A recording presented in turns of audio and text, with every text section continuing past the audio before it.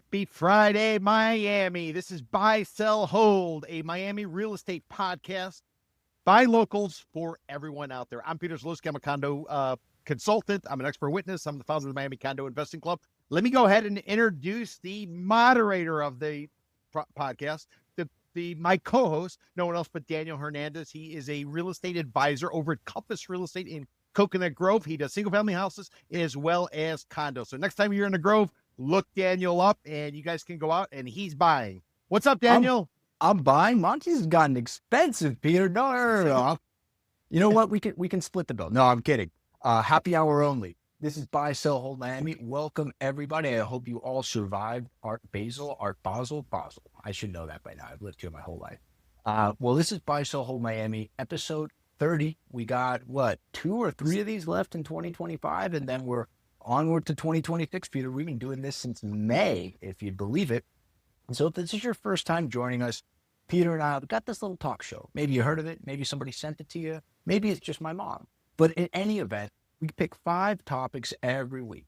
And Peter and I powwow back and forth, back and forth, back and forth. And at the end of each topic, we either buy, we sell, or we hold because we don't know. And we're adults and we cannot know and we can admit it sometime. But today, do we have a special guest for you?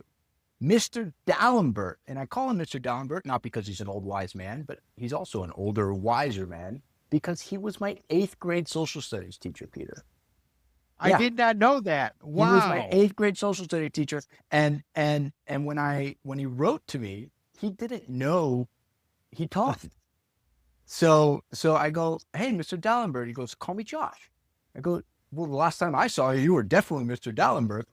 But anyway, I'm going to bring him on right now. He's ready. He's going to introduce himself, and then we're going to jump right into the show. But if you could guess, today's all about education, guys, because education's the foundation to any real global city, and that's what Miami's trying to be, right? So let's bring him on. Mr. Dallenberg. Josh, great to be here, Danny. It was great to have you in my class. I've been an educator in South Florida for 30 years. I spent 25 years in the classroom, and now I run a local tutoring business that helps families new to Miami and from Miami get into the elite private schools down here. Because when I was your teacher, of course, we were at Ransom Everglades, and I learned all about that admissions process. But so many people, when they come to a new city, really care about the schools. And I think that's where the education and the real estate really intersect. Yeah. I mean, I'm sure Peter has buyers too, and they come and they say, hey, I want to live here. And I go, hey, do you have kids? Yeah. Where are they going to school? I don't know. And then I guess they start trying to go through the process, and then they realize it's much harder than just applying and dumping a bunch of money on the school's doorstep.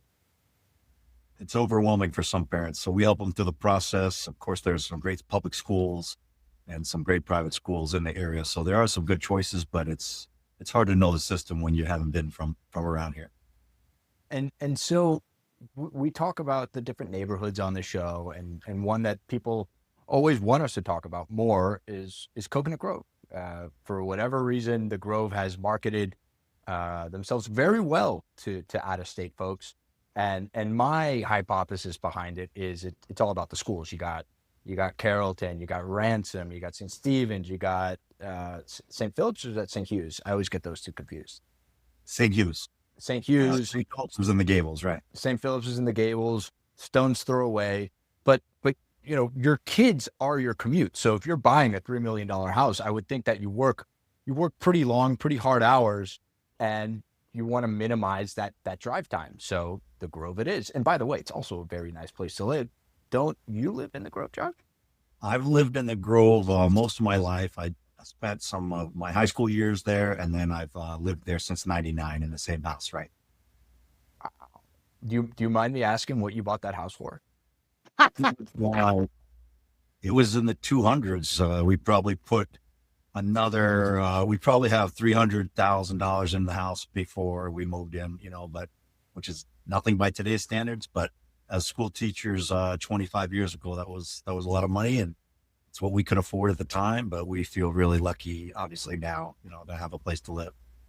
So I found a stat, and I was going to bring it up later on in the show. when we go to talk about affordability. But per Redfin, Miami teachers can afford just 0.2% of apartments within commuting distance of their school, the lowest in the nation. It's very sad. A lot of the educators, my wife's also an educator. She has been for 25 years at Gables High School, which has got a great, program. But I used to be a teacher there, and that's where I went to school.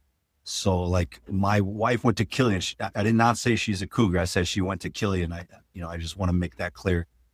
And so we've got teachers that are driving from Homestead. Now, I used to live in Homestead, but it would take 35, 40 minutes to get up here. And now it takes like an hour and a half in the morning and an hour back. So that's like adding 2.5 hours to people's day before they even, teach the first class. And the custodians and the staff also cannot really afford to live near their schools, depending where they are located, right? I mean, Peter doesn't even drive. How long would it take Peter to commute up from Homestead to his office? From Homestead to, where's your office, Peter? I'm across from the Casas Center, right on Biscayne and 8th. Well, I mean, that would be even more than an hour and a half, I guess. There's not really a good highway for you to go up. You're going to be on useless one, right? Yeah, I could probably be in San Juan. If I was flying, I'd probably be quitting San Juan quicker than taking that. What do they call? What do they call that bus that the mayor just advanced? The bus rapid transit system, right? Yes. I'd have to take that to the Metro Rail all the way down. Yep. Some cities they make the traffic go like the same way, like in rush hour. So we could use the busway and put it going north or then go south in the afternoon. But I mean, I guess some people ride buses, but and the Metro Rail was so one-dimensional for so long, and now I guess it goes to the airport, but it's not real easy. I live right near the Coconut Grove station, and I took it one time, but it still took me an hour on the Metro Rail. So it's been tough in Miami for public transportation. That's your station, right, Peter? 27,000. Yeah. Josh, if there's a podcast called This Day in Miami History, and the host of it he's a teacher, but he's also a historian. And he took a look at what was originally planned. You guys are both from here originally. I got here in 93. And if you look at the original layout of where the Metro Rail was going to go, it would have been exceptional. You could have gotten the FIU out on Cayocho. You could have got Miami Beach. You could have got all the way up to effectively what they call today Hard Rock Stadium. Back then, what Joe Robbie Stadium. So, but if you look at the original versus what we got today, we got one dimension, like you said, of what could have been just an exceptional system. And when they expanded it, who was the one that blocked it going out to Miami Beach? It was like the Miami Taxi Union or something like that. And then Uber just destroyed their business like years after that. That's right. So the Grove, and here are some facts and figures about the Grove. So September 25, which is the data that I pulled, median listing price across the Grove was $2.4 million, which Peter would be smiling when he hears me say down 4.7% year over year, but more than double from 2019's price of $1 million. And if we go way back, that's more than 6x since the market bottomed out in Q4 of 2010. So Q4 2010, we were at about $250,000.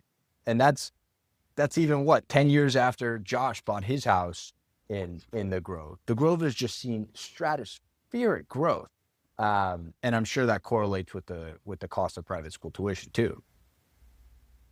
The tuition's going up a lot at the private schools. Like, I'm not sure what it was when you went to school there, but like when I started teaching there 20 years ago, rather, it was like 30,000 and now it's over 50, 55.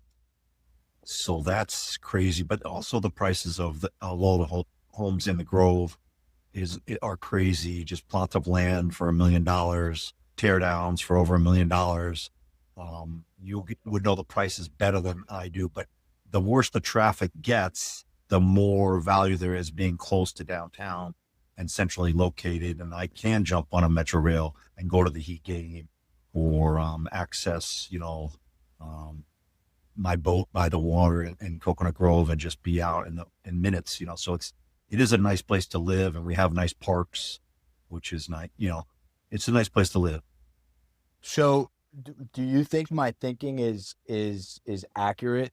My hypothesis I posted a little earlier regarding the proximity to the private schools, is that why the Grove has exploded, or is I mean, clearly there's more to it, but what's the most weighted um, line item in that rubric?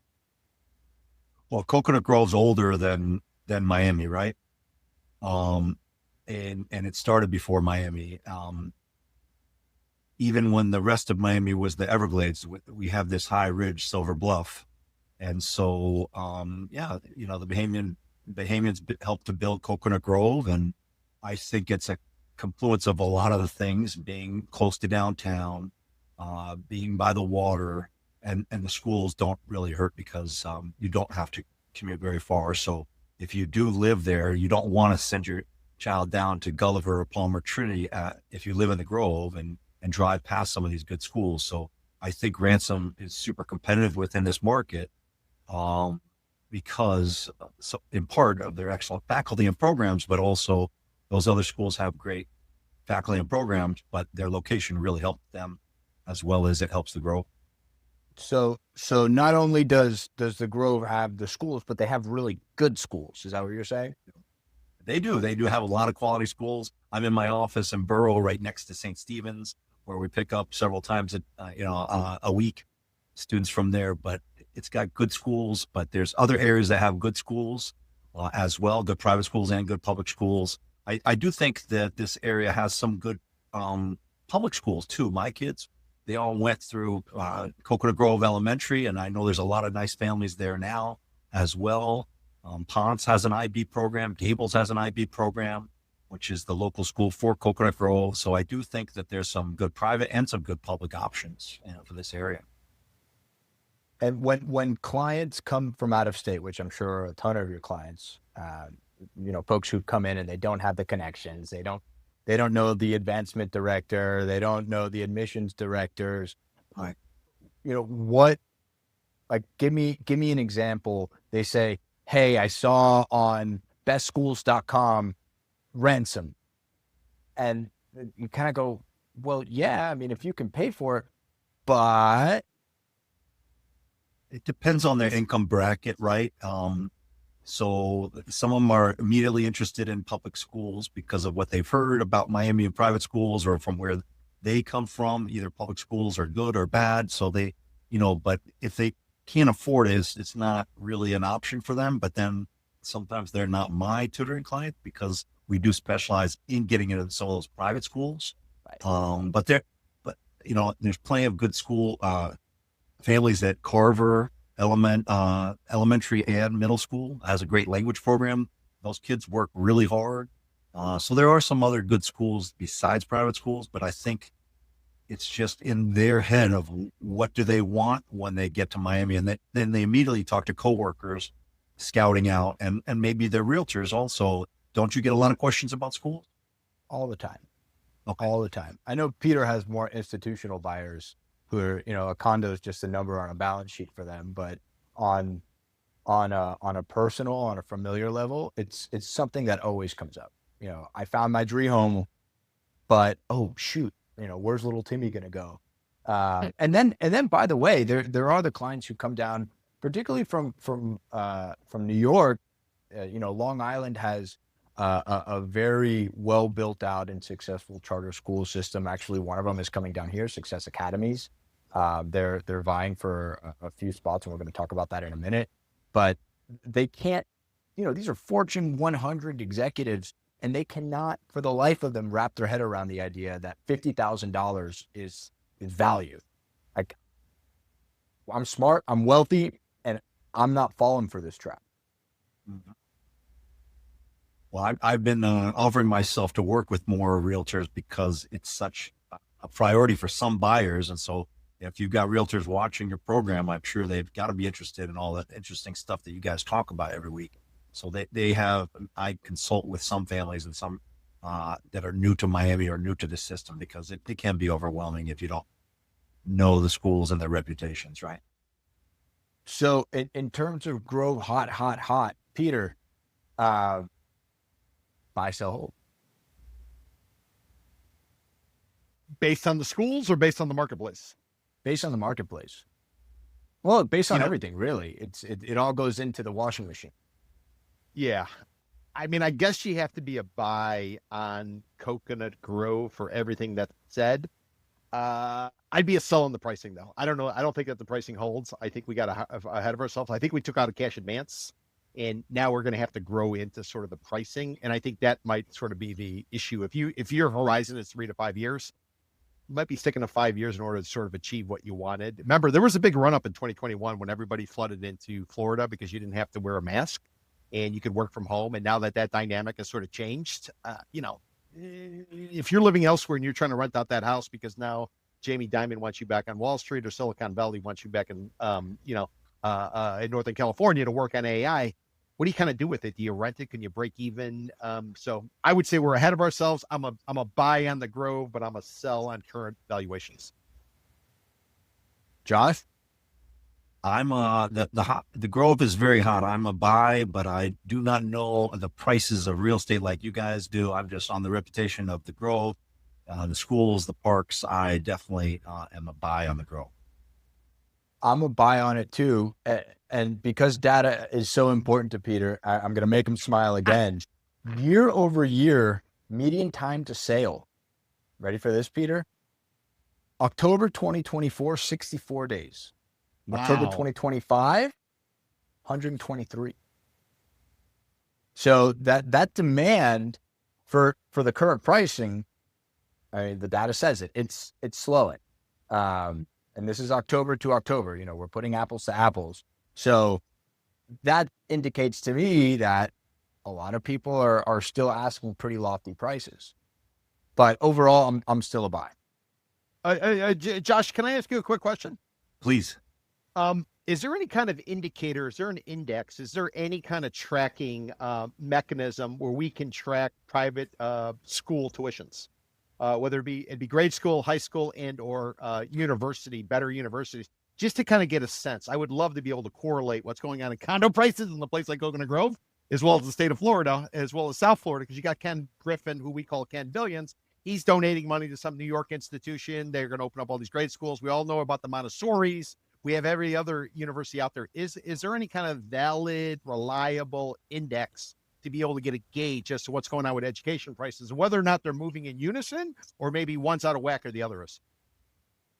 Not that I know of. And if you find one, please pass it to me. But I think it would be savvy of me to build one so that people would view my website that are interested in that kind of stuff. And I can find the data each year. I don't know if I can find it for the past years, but if I start building it, it would be a source of information for people that are interested in that kind of thing. But it does go up almost every year at Ransom other schools, but does it go up 3% or 5% or what? That I should start collecting that data. That's a great idea.